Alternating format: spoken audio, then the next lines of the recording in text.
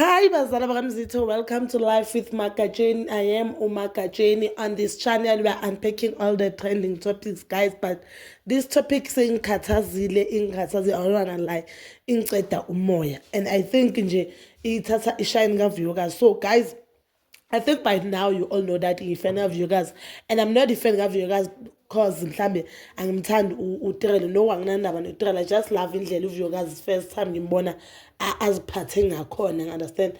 I think mina kimi uyi-wife material kimi angiyikhulumi mina into engazange ngayibona uView guys ayenza, ngikhuluma into engiyibone on TV.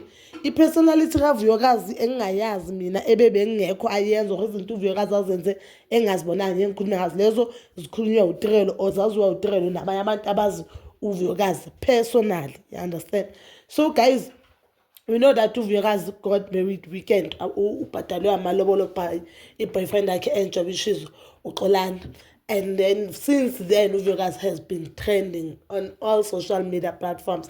But today uSibindi maybe decided to post and to send a strong message to abantwana bakhe which is uMhlopekazi noNzulu.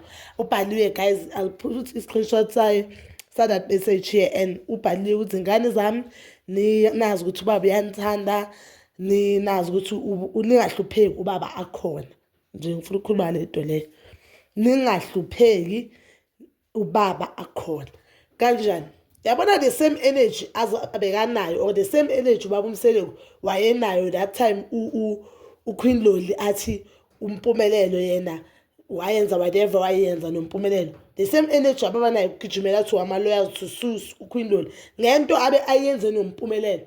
Yile energy kumele bayisebenzise now if umpumelelo if uView guys angafuni abona ingane zabo, because it won't be fair for abengane zabo, especially uMhlopekazi because ubonde kakhulu nabantu bakaMseleko ukuthi uView guys nawe angavumeli ukuthi abone ingane zakhe. Yes, uView guys mina ngiyavumelana ukuthi uView guys athathe ingane zakhe. Mina I strongly believe ukuthi umntwana ukhula kahle makahlala nomama wakhe or maybe nomama kamama wakhe. I'm not saying mayeni bakahlukumeza uMhlopekazi. No, we know mayeni umfazi right, but because umpumelelo usazothatha abanye amakhosikazi.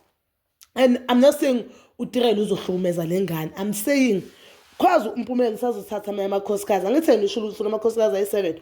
We want know ukuthi kuwo wonke lamakhosikazi abantu abanjani and bazomphatha kanjani uMhlopekazi, since we know ukuthi uMhlopekazi uyi-favorite kaMusa Mseleko, and we all know that umpumelelo impilo yakhe or imali le eyenza ukuthi abantu bamlwele kangaka yile azoyithatha kuba bakhe which is uMusa Mseleko. So it's best vele umntwana makahlala nomama wakhe akhule ngomthetho kamama wakhe, akhule nangaphansi kwesandla sikamama wakhe, kuthi futhi kungabi khona nokublemana yabo nokusolana. Umntwana makase aphuma ngabi lento mhlawumbe mama wakhe angayifuni uzovela athi babakhe abamkhulisanga kahle, yabo yonke nje le nto le.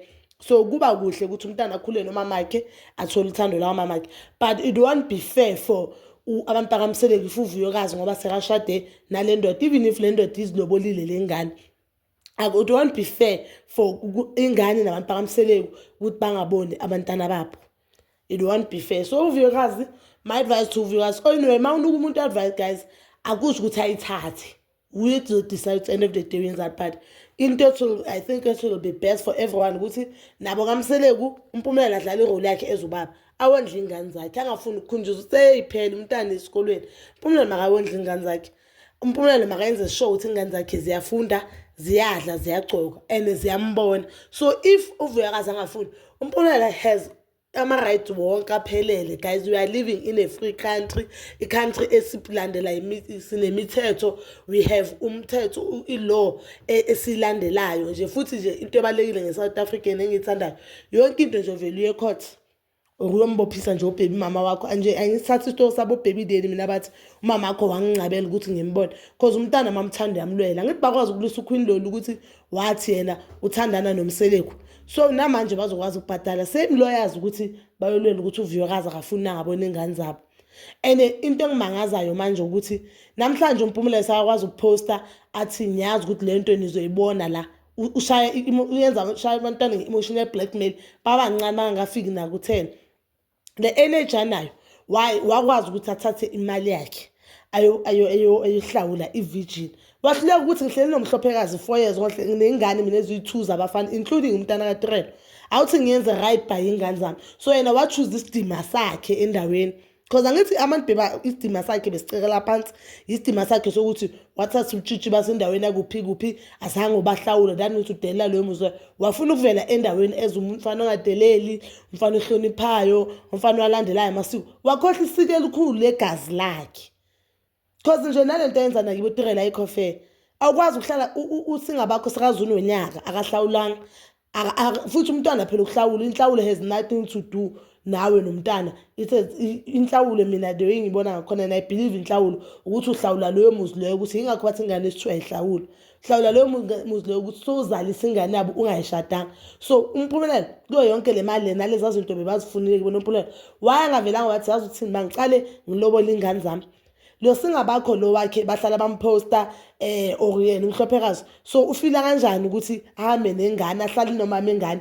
unyaka angisayikhuluma pregnancy unyaka angayihlawulanga angayilobolanga umphumelelo naye guys akekho fair babumsele akekho fair but ke ayikho into esizoyikhuluma ngabantu abamseleke etheni noma abantu angabamkhulumeli bamseleke babumseleke kuhleli nompilo for how many years umpilo nangu sakana 20 something sokukhana afuna ukulobola umpilo namhlanje uhleli ngokuthi umhlawulile nakho lo mlobola ngoba ubona ukuthi umpilo uza ku direction right ngabe umpilo bekayenza izinto ezenza usine bonyeka zamlobola kusho yena ngomlomo wakhe wathi if umpilo onhle ngikwenzela ukuhle ngoba uyenza ukuhle nawe so if umpilo onhle bakangaziphathi kahle kusho ukuthi bonyeka zamlobola nangumseleke kuhleli nomntana okungavote ngakuye but ke sababona bathwala bagcoke ama indwangu nanani bathi bona abantu ababizwa abantu edlozi bona mina I've noticed ukuthi abantu bakamseleke they use lento le yamasiko nani when it only suits them noba naye umseleka uyimento kaMphumelelo bekahlelele noMphumelelo ube nesibindi sokuthi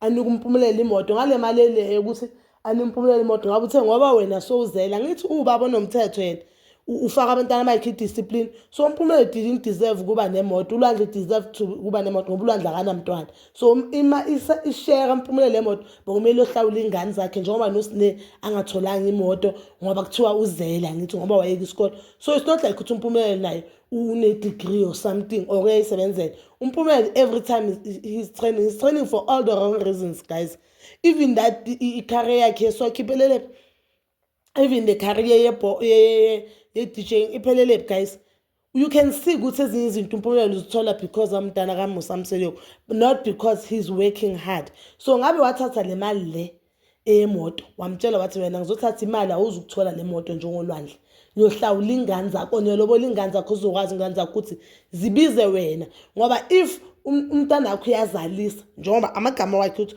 if uyazaliswa amshadi kusho ukuthi uthi ntontoni ke washo thina ngiyavuma ingane zakaMseleko zingakhulu kaMseleko lezi ke ngeke zikhule kaMseleko eziyi2 lezi ngeke zikhule kaMseleko enuvumile because umhlophakazi guys una 4 umntana kaVuyekazi omncane unzulu lo uzoyenza unyaka mhlawumbe okay umntana ka3 uhlanganisile unyaka ngifuna ukwazi ukuthi labantwana laba njengoba ngathi abagundanga bayogunda bangalotsholanga baba umsele kuyadlala ngabantu bamsele kuyadlala ngabantu use imali nepower nje ukudlala ngalabantwana abantu but I know one of the good days noTrell uzobona ukuthi le akusiyo le akusiyo because umuntu if he really loves you uyenza good by you nefamily yakho umuntu makathanda uhlonipha wena ahloniphe nabantu bakini because if you really uMphumelelo uyabathanda vele labo baby mama bakhe bokumele ayenze ukuhle kubo yazi bokumele ayenze ukuhle alandele nomthetho uhleli nabantwana angabahlawulanga usile yazi uMphumelelo but ke bazali bamzitho ithi sehliseni umoya ngicela ni comment down below ukuthi nina nibona kanjani indaba kaMphumelelo nesithembu sakhe somjolo